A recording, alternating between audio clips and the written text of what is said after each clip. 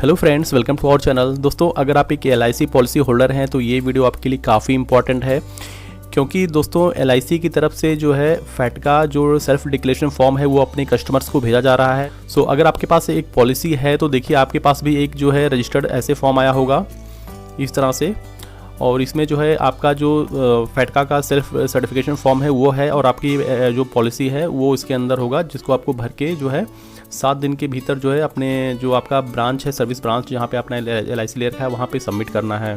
तो देखिए इस तरह से आपके पास जो है रजिस्टर्ड आया होगा।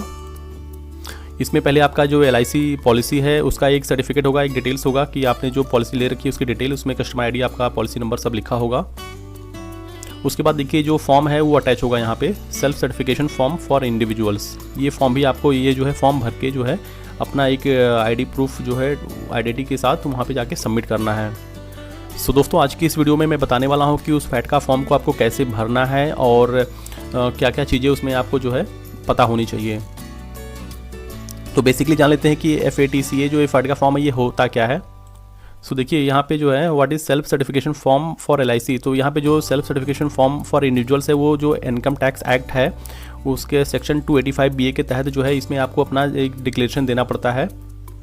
सो देख सकते हैं कि फैटका है क्या। तो यहाँ पे बताया जा रहा है कि दी foreign account tax compliance act है ये, FAT जिसको शॉर्ट में FATCA बोलते हैं, is tax information reporting regime which requires financial institution to FIs to identify the US account through enhanced due diligence reviews and report them periodically to the US Internal Revenue Services और in case of intergovernmental agreement। मतलब कि ये जो है जो जैसे कि जो US आप अगर US सिटीजन्स हैं या फिर US में आपका कोई बिजनेस है तो वहाँ पे पैसा जो है आप इंडिया में इन्वेस्ट करते हैं, तो जो टैक्स का होता है इंफॉर्मेशन एक्सचेंज होता है वो दोनों कंट्रीज़ का जो एक म्यूचुअल एग्रीमेंट होता है जो शेयर करना, इसलिए जो ये फॉर्म आपसे भरा जाता है आपके टैक्स इन्फॉर्मेशन के लिए।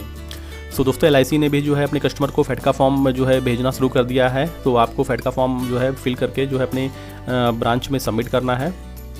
सो दोस्तों, जो आपके पास आया हुआ है रजिस्ट्री सेल्फ सर्टिफिकेशन फॉर्म का, इसको जो है आप ऑनलाइन भी चेक कर सकते हैं। जैसे कि आप जब LIC की वेबसाइट पे यहाँ पे आएंगे तो यहाँ पे देखिए जो NRI का सेक्शन है यहाँ पे आपको मिल जाएगा FATCA CRS का। इस पर जब आप क्लिक करेंगे तो आपके सामने ये पेज ओपन होगा। यहाँ पे देखिए आपको मिल जाएगा सेल्फ सर्टिफिकेशन फॉर्म फॉर फैटका। ये जो कंटेंट है ये इंग्लिश में रहेगा और उसका जो प्रोसीजर है proceed for submission of FATCA self declaration, जब आप उसको भर लेंगे तो आपको कैसे सबमिट करना है उसका लिंक भी यहाँ पे दिया हुआ है। तो जब आप फॉर्म को, जैसे कि आपको फॉर्म को डाउनलोड करना है तो देखिए यहाँ पे जब आप क्लिक करेंगे तो आपके सामने यही फॉर्म डाउनलोड होगा और आपके पास जो रजिस्ट्री में आया होगा वही देखिए यही सेम फॉर्म है, वो प्रिंटेड है। यहाँ पे आपको ऑनलाइन जो है दिखाया जा रहा है उनकी वेबसाइट पे। तो देखिए यहाँ पे लिखा हुआ है कि self certification individuals, okay, life insurance corporation of India self certification form for individuals. तो पहले यहाँ पे आपको अपना कस्टमर ID नंबर एंटर करना है। कस्टमर ID, नॉट पॉलिसी, जो आपका पॉलिसी ID है वो नहीं, यहाँ पे कस्टमर ID। तो कस्टमर ID आपको कहाँ से मिलेगा? ये जो कुरियर आया है इसमें 2 फॉर्म है, एक तो आपका फैटका फॉर्म है और दूसरा आपका कस्टमर ID वाला, यानी कि आपका जो LIC डिटेल है वो है। तो जो आप LIC डिटेल आप ओपन करेंगे तो देखिए यहाँ पे जो है आपका पॉलिसी नंबर यहाँ पे दिया हुआ है, लेकिन जो आपका कस्टमर ID नंबर है वो देखिए कस्टमर ID नंबर यहाँ पे लिखा होगा। तो यही कस्टमर ID नंबर जो है आपको यहाँ पे लिखना है, कस्टमर ID नंबर, ठीक है। इसलिए वो फॉर्म आपके पास भेजा गया है कस्टमर ID के साथ में, ताकि आपको कस्टमर ID पता हो। उसके बाद जो है यहाँ पे आप पॉलिसी होल्डर का नाम आपको यहाँ पे एंटर करना है, ठीक है। अब देखिए यहाँ पे ये फॉर्म जो है सबको भरना है, चाहे आप इंडियन सिटीजन्स हो या फिर NRI हो, आपको भरना है। लेकिन वहाँ पे कंडीशंस है। तो कंडीशंस क्या है, जैसे कि यहाँ पे देखिए लिखा हुआ है कि residence for tax purposes in jurisdiction outside India, यानी कि जो आपका रेजिडेंस है आउटसाइड इंडिया है तो आपको क्या करना है, यहाँ पे यस करना है। और अगर आपका रेजिडेंस इंडिया है, केवल आप बाहर किसी कंट्री में नहीं रहते हैं, तो आपको नो करना है। मतलब ये फॉर्म आपको भरना है, नो करके यहाँ पे नो पे टिक करना है। उसके बाद देखिए if no then kindly acknowledge and submit, बस आपको खाली एक्नॉलेज करके सबमिट करना है। उसके लिए आपको यहाँ पे जो है टिक करना है। उसके बाद डेट डालना है, प्लेस डालना है और इसी फॉर्म को ले जाके जो आपका LIC पॉलिसी है और आपका एक ID प्रूफ के साथ वहाँ पे जमा कर देना है। अब चलिए अभी दूसरा जो टर्म कंडीशंस है यहाँ पे है, अगर residence of tax purposes in jurisdiction outside India है, तो अगर आप इंडिया से बाहर रहते हैं तो यहाँ पे देखिए यस आपको करना है, ओके। तो जब यस करेंगे तो आपके लिए जो है ये कंडीशंस खुल के आएगा। देखिए यहाँ पे बताया गया है, if yes then mandatorily to fill the balance detail acknowledge and submit. तो यहाँ पे जो मैंडेटरली डिटेल्स है वो आपको भरना है, फिर एक्नॉलेज करके सबमिट करना है। यहाँ पे देखिए आपको क्या भरना है। यहाँ पे जो है आप कंट्रीज़ ऑफ टैक्स रेजिडेंसी, जिस कंट्री में आप रहते हैं, अगर आपका वहाँ पे मान लीजिए कोई बिजनेस है और वहाँ पे आप टैक्स पे करते हैं, तो तभी आपको जो है ये यहाँ पे डिटेल्स आपको देनी है। जैसे कि बेसिकली यूएस सिटीजन्स होते हैं, NRI होते हैं जो यूएस में जाकर यूएस ग्रीन कार्ड होल्डर हैं, तो वहाँ पे अगर आप हैं तो आपको यहाँ पे अपनी डिटेल्स को भरना है। और भी अगर मान लीजिए किसी कंट्री में NRIs है तो आप अपनी कंट्री की डिटेल्स यहाँ पे दे दीजिए, जिस कंट्री में आप जॉब करते हैं उसको यहाँ पे भर दीजिए, और जो कंट्री का जो एड्रेस है जहाँ पे आप रहते हैं वो यहाँ पे एंटर कर दीजिए, और TIN नंबर अगर आपके पास है तो यहाँ पे भर दीजिए, और नहीं है तो इसको छोड़ दीजिए। उसके बाद नीचे आएंगे, देखिए यहाँ पे स्टार्क मार्क है, मतलब ये मैंडेटरी है। इस बारे में क्या पूछा जा रहा है कि if country of tax residency is one of the jurisdictions that allows residence and citizenship by investment and is notified by the Organization of Economic Cooperation and Development OECD, also fill the additional declaration in part 2 mandatorily। तो अगर आप का किसी country में business है, वहाँ पे आपने पैसा इन्वेस्ट किया हुआ है और उसके माध्यम से उस कंट्री ने जो है आपको रेजिडेंस या फिर जो है सिटीजनशिप दिया हुआ है, तो आपको ये पार्ट भरना है। अगर आप किसी कंट्री में केवल जॉब करते हैं, आपका कोई वहाँ पे ऐसा बिजनेस इन्वेस्टमेंट नहीं है, तो बस वो आपके लिए ज़रूरत नहीं है। तो यहाँ पे देखिए फिर आपको फादर्स नेम यहाँ पे भरना है जो कि मैंडेटरी है।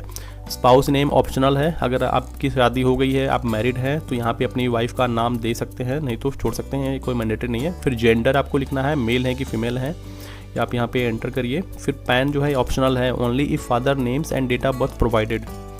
ओके, अगर आपने फादर का नाम और डेट ऑफ बर्थ अपना जो है दे रहे हैं तो पैन कार्ड को भी आपको देने की ज़रूरत नहीं है। अगर नहीं दे रहे हैं तो पैन कार्ड भी आप लिख सकते हैं, ऑप्शनल है। आधार नंबर आपको देने की ज़रूरत नहीं है, ऑप्शनल है, चाहे तो दे सकते हैं चाहे तो ना दें। आप देखिए यहाँ पे आइडेंटिफिकेशन टाइप जो है यहाँ पे पूछा जा रहा है कि कौन सी आईडी आप देना चाहते हैं। तो पासपोर्ट है, इलेक्शन आईडी कार्ड है, पैन कार्ड है, आईडी कार्ड है, ड्राइविंग लाइसेंस है, जितने भी यहाँ पे लिस्ट दी हुई है इसमें से आप कोई भी आईडी जो है यहाँ पे सेलेक्ट करके और उसका नंबर जो है यहाँ पे लिख के आगे बढ़ सकते हैं। जैसे कि अगर आप NRI हैं तो आप प्रीफर करिए कि पासपोर्ट नंबर अपना जो है यहाँ पे एंटर टिक करके अपना पासपोर्ट नंबर यहाँ पे लिख दीजिए। अब देखिए नंबर आपको क्यों देना है कि this information is mandatory if pan और आधार नंबर इज़ नॉट प्रोवाइडेड, मतलब कि आपको डॉक्यूमेंट नंबर यहाँ पे लिखना है जब आप अपना पैन नंबर और आधार नंबर यहाँ पे नहीं देते हैं तब। फिर उसके बाद ये पूछा रहा है कि ऑक्यूपेशन टाइप, ये भी मैंडेटरी है, आपको बताना है। तो परमिशेबल वैल्यूज़ आर, अगर आप बाहर जिस कंट्री में रहते हैं वहाँ पे आपका बिजनेस है, सर्विस है, या फिर कोई अदर काम है, या फिर नॉट कैटेगराइज यहाँ पे नहीं है तो उसके बारे में आप लिख सकते हैं। अगर आप जॉब करते हैं तो बस सर्विस पे क्लिक करके नीचे आ जाइए। आपका ऑक्यूपेशन क्या है ये भी ऑप्शनल है, आप छोड़ सकते हैं। और डेट ऑफ बर्थ जो है यहाँ पे आपको लिखना है, ये मैंडेटरी है। प्लेस ऑफ बर्थ, जहाँ पे आपका जन्म हुआ है वो आपको यहाँ पे भरना है। कंट्री ऑफ बर्थ, किस कंट्री में आपका जन्म हुआ है, कंट्री का नाम जैसे कि इंडिया है तो इंडिया भरिए। सिटीजनशिप, अगर आप इंडियन है तो इंडिया कर दीजिए, अगर आप इंडिया से बाहर NRI हैं वहाँ पे आपने उसकी सिटीजनशिप ले ली है। इन्वेस्टमेंट के, जैसे आपने किसी कंट्री बताया गया था कि आप बाहर किसी कंट्री में आपने अपना इन्वेस्ट किया हुआ है, आपका बिजनेस है, उस कंट्री ने आपको सिटीजनशिप दे दिया है, तो आप यहाँ पे उस कंट्री का नाम लिख दीजिए, जैसे कि US हो गया, कनाडा हो गया, या फिर कोई और कंट्री हो गई। उसके बाद नीचे आएंगे तो नेशनलिटी क्या है आपकी, यहाँ पे नेशनलिटी आपको भरना है। जो आपकी नेशनलिटी जैसे इंडियन है तो इंडियन भर दीजिए, या फिर कोई और कंट्री का आपको सिटीजनशिप मिल गया है, वो नेशनलिटी आपने ले लिया, नेशनलिटी चेंज कर दिया है तो नेशनलिटी वो आपको यहाँ पे भरना है। फिर आपका एड्रेस टाइप यहाँ पे देखिए मैंडेटरी है, आपको देना ही देना है। तो रेजिडेंशियल एड्रेस जो भी है, जैसे कि रेजिडेंशियल देना चाहते हैं तो यहाँ पे टिक करेंगे, अपना नाम यहाँ पे एंटर करेंगे। अगर वो सेम एड्रेस है तो वही सेम एड्रेस यहाँ पे भर दीजिए। अगर मान लीजिए कोई मेलिंग एड्रेस यानी कि जो जहाँ पे आपको मेलिंग एड्रेस देना है, ऑफिस एड्रेस है वो अलग है, तो यहाँ पे अपना रेजिडेंशियल एड्रेस दे दीजिए, यहाँ पे आपके ऑफिस का एड्रेस दे दीजिए। फिर आपका जो टेलीफोन नंबर, मोबाइल नंबर है वो आप यहाँ पे एंटर करेंगे। उसके बाद देखिए जो पार्ट सेक्शन आपको यहाँ पे भरना है, ये क्यों वहाँ पे बताया गया था, जैसे कि आप किसी अदर कंट्री में आप इन्वेस्टमेंट करते हैं और आपको वहाँ पे उस कंट्री ने रेजिडेंस परमिट या फिर सिटीजनशिप दिया हुआ है इन्वेस्टमेंट के तौर पे, तो ये पार्ट आपको कंप्लीट करना है। तो उसकी डिटेल्स को यहाँ पे जो आपको भरना है। तो देखिए वो कौन कौन सी कंट्री है यहाँ पे बताया गया है, कंट्री का लिस्ट भी दिया गया है। To be given by the person whose country of tax residency is one of the jurisdictions that is notified by the Organization of Economic Cooperation and Development OECD। Okay, jurisdictions notified as of July 2021।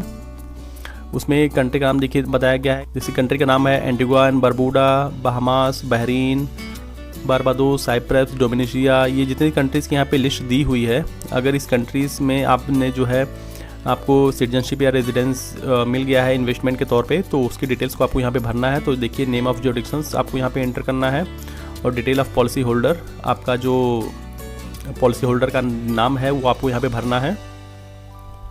उसके बाद देखिए यहाँ पे क्या पूछा जा रहा है कि did you obtain residence right under any CBI RBI okay scheme in the above jurisdictions. अगर आपको जो रेजिडेंस राइट्स है वो CBI RBI के स्कीम के अंडर में मिला हुआ है तो आपको यहाँ पे यस करना है, नहीं तो फिर आप नो करेंगे।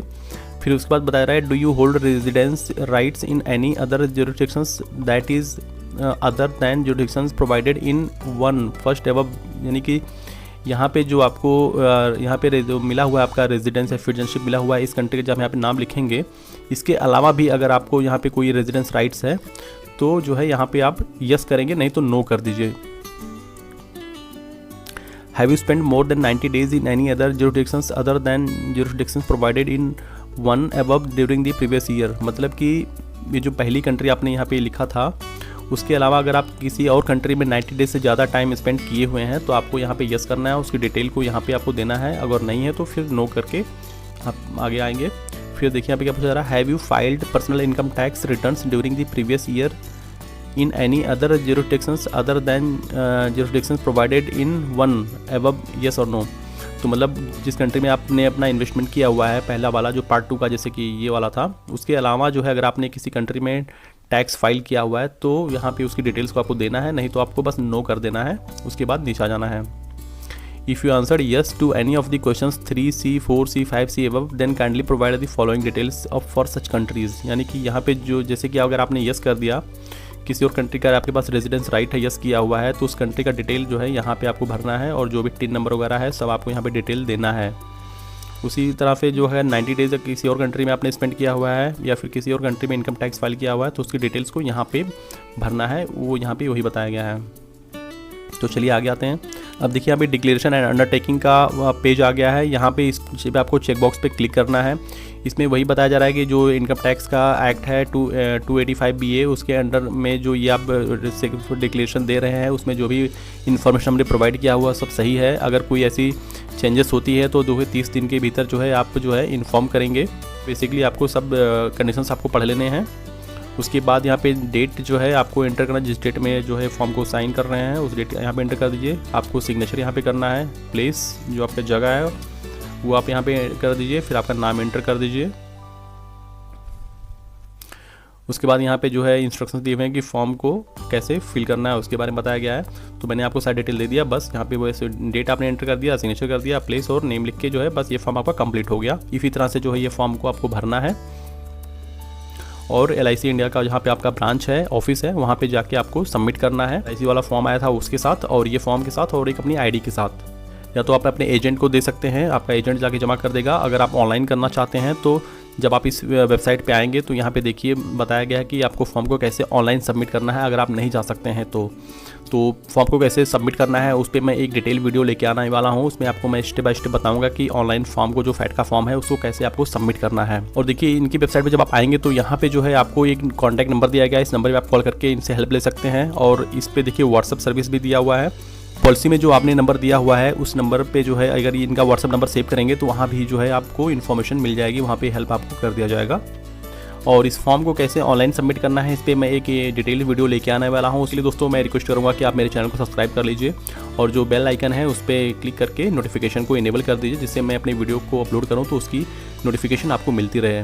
सो दोस्तों उम्मीद करता हूँ कि ये वीडियो आपको पसंद आया होगा। अगर ये वीडियो आपको पसंद आया तो प्लीज़ वीडियो को लाइक करके चैनल को सब्सक्राइब जरूर कर लीजिएगा, क्योंकि मेरे चैनल पर आपको ऐसी इंपॉर्टेंट वीडियोज़ देखने को मिलती रहती हैं। तो मिलते हैं किसी नेक्स्ट वीडियो में, तब तक के लिए take care and bye bye.